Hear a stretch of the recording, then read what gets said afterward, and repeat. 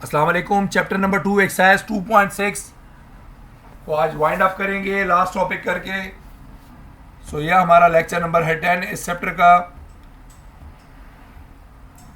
जिसमें हम question number 2 discuss करेंगे। क्वेश्चन नंबर 2 में आपको कहता है कि find the number of digits in. अब इस क्वेश्चन के 5 पार्ट्स हैं, मैं एक एक करके पार्ट करा रहा हूँ, 3 पार्ट्स करवा रहा हूँ, बाकी 2 पार्ट्स आपको खुद करने ताकि आपको आइडिया हो जाए इसको किस तरीके से सॉल्व करना है। क्वेश्चन नंबर 2 पार्ट 1 में आपको कहता है find the number of digits in 4 the power 12।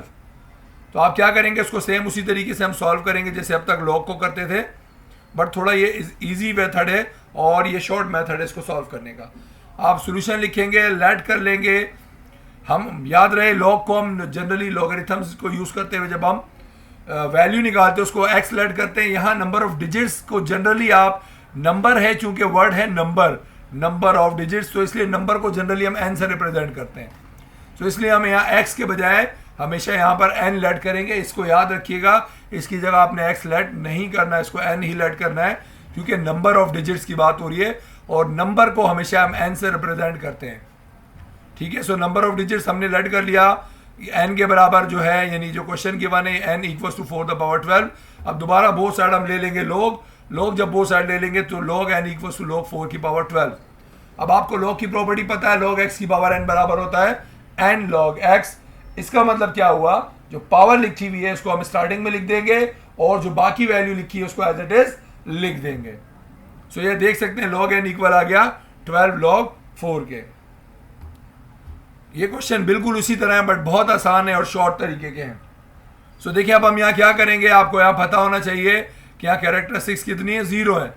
क्यों? क्योंकि हम इसकी बात करें, लॉग के बाद जो नंबर होता है उसका लॉग निकलता है, उसकी कैरेक्टरिस्टिक्स उसका मैंटीसा निकलता है। सो चूंकि एक डिजिट एक में से एक माइनस करेंगे, कैरेक्टरिस्टिक्स हो गई 0।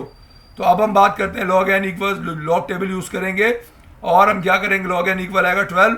अब log 4 की वैल्यू निकालेंगे तो देखिए कैरेक्टरिस्टिक्स तो 0 आ गई, तो मैंने ब्रैकेट में 12 पहले लिखा, फिर ब्रैकेट में 0 पॉइंट लिख दिया क्योंकि कैरेक्टरिस्टिक्स 0 है, तो 0 पॉइंट लिख दिया कैरेक्टरिस्टिक्स को।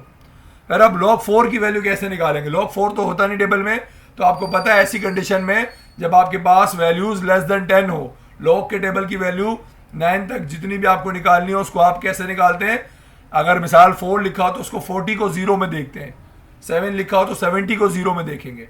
तो चूंकि यहाँ सारे सिंगल डिजिट्स आएंगे आपके पास, ये नंबर ऑफ डिजिट्स फाइंड करने के सवालों में सारे आपके पास हमेशा सिंगल डिजिट्स क्वेश्चन आएंगे, मतलब एक ही नंबर होगा और वो हमेशा 10 से लेस होगा।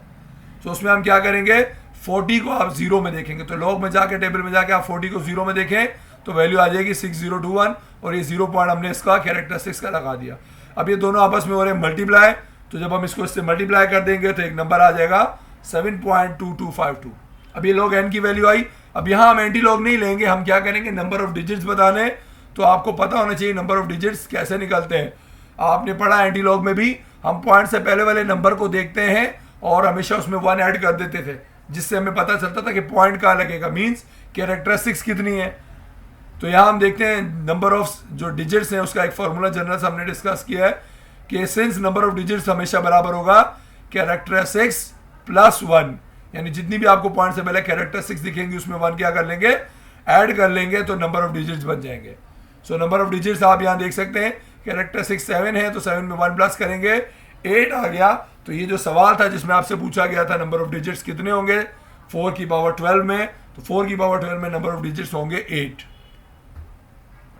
इसका मतलब आप समझ लें 4 की पावर 8 जब आप निकालेंगे तो टोटल जो नंबर होंगे वो कितने होंगे, 12।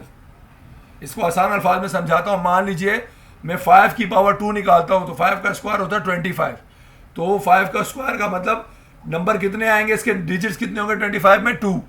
अब हम बात करते हैं 100 की, 10 का स्क्वायर निकालें तो वो क्या आता है 100, 100 में डिजिट्स कितने हैं 3।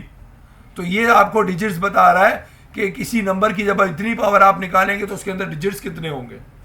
ठीक है, अब पार्ट 2 कर रहे हैं हम इसका, सेम हम लेट कर लेंगे n के बराबर जो भी दिया हुआ है, log को ले लेंगे बोथ साइड्स और उसके बाद क्या करेंगे, आप पावर शुरू में शिफ्ट हो जाएगी, log इसी तरीके से आ गया। मैं फिर बता दूं, हमने बात की थी कि यहाँ नॉर्मली लेस देन 10 वैल्यूज आएंगी, log की सारी वैल्यूज, सिर्फ नंबर ऑफ डिजिट्स की बात हो रही है उनमें। अब कैरेक्टरिस्टिक्स आपको पता है यहाँ हमेशा 0 होगी जितने भी क्वेश्चन होंगे नंबर ऑफ डिजिट्स वाले। अब क्या करेंगे, लॉग टेबल यूज करते हुए आप 25 ऐसे लिखेंगे, कैरेक्टरिस्टिक 0 पॉइंट लिखा। अब लॉग 70 को 0 में देखेंगे, लॉग 70 की वैल्यू 0 में देखेंगे, आ जाएगा 0.8451। अब ये आपस में चूंकि मल्टीप्लाई हो रहे हैं, आप इसको मल्टीप्लाई कर दें तो ये आ गया 21.1275। अब याद रहे पॉइंट से पहले यानी डेसिमल से पहले वाला जो नंबर है वो हमारे काम का होता है, क्योंकि वही हमें बताएगा नंबर ऑफ डिजिट्स। तो दोबारा हम फॉर्मूला लिखते हैं, नंबर ऑफ डिजिट्स का फॉर्मूला कैरेक्टरिस्टिक्स प्लस 1। तो कैरेक्टरिस्टिक्स आपको यहाँ दिख रही है 21 है, 21 में 1 ऐड कर देंगे, नंबर ऑफ डिजिट्स इसके कितने आएंगे 22। मैं दोबारा आपको एक बार फिर से बता रहा हूँ कि नंबर ऑफ डिजिट्स का मतलब क्या है। जिस तरह ये लिखा हुआ 3, अब 3 की पावर 30 है, इसका मतलब मैं 3 को 3 से 30 बार मल्टीप्लाई करूंगा तो एक बहुत बड़ा नंबर आएगा। अब उसमें डिजिट्स कितने होंगे, नंबर कितने होंगे 1 2 3 4 5, उसको कहते हैं नंबर ऑफ डिजिट्स। ठीक है, तो ये कहलाता है नंबर ऑफ डिजिट्स निकालना। जिस तरह आप मान लीजिए 12 का स्क्वायर निकालते हैं, इन 12 की पावर 2 निकालेंगे, आंसर आता है 144। 144 में कितने डिजिट्स होते हैं, 3 डिजिट्स होते हैं। तो इस तरह आपको कह रहा है 3 की पावर 30 निकालिए और बताइए उसमें डिजिट्स कितने होंगे। तो हमें वो वैल्यू तो नहीं बतानी कि 3 की पावर 30 कितनी होती है, बस हमें सिर्फ बताना है कि डिजिट्स कितने होते हैं। तो एक लास्ट एग्जांपल डिस्कस करते हैं।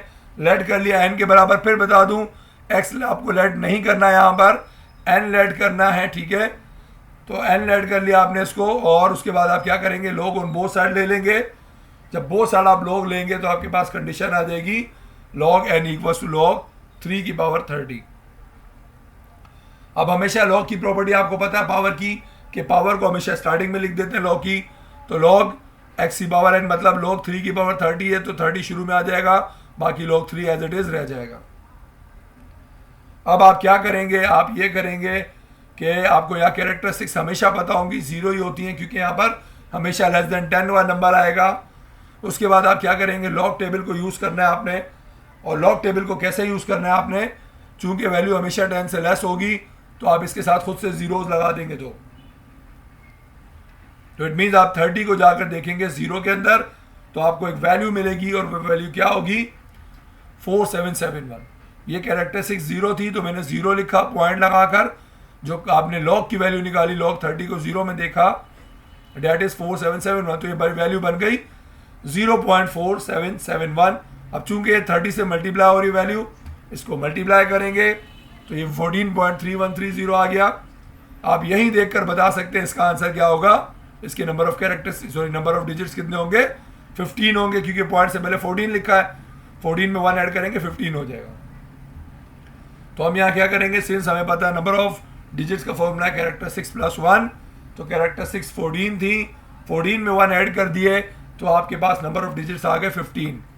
तो इस तरीके से हमारा चैप्टर नंबर 2 जो टॉपिक्स थे वो खत्म हो गए।